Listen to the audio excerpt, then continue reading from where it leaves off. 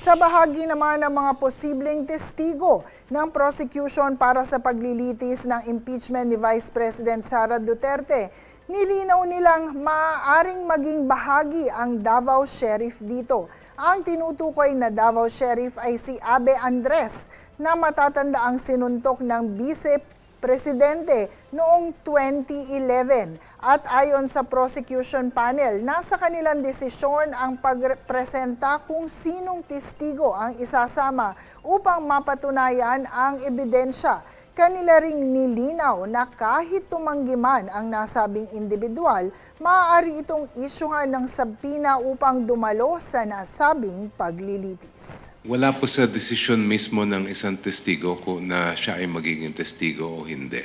That's why we have the compulsive power provided in the Senate Rules of Impeachment na pwedeng isyuhan ng sabpina kung sino man yung testigo.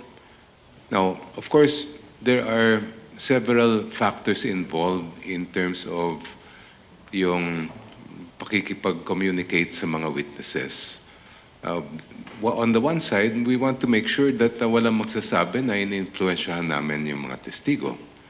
On the other hand, it would also be good that we communicate with them if it is at all possible.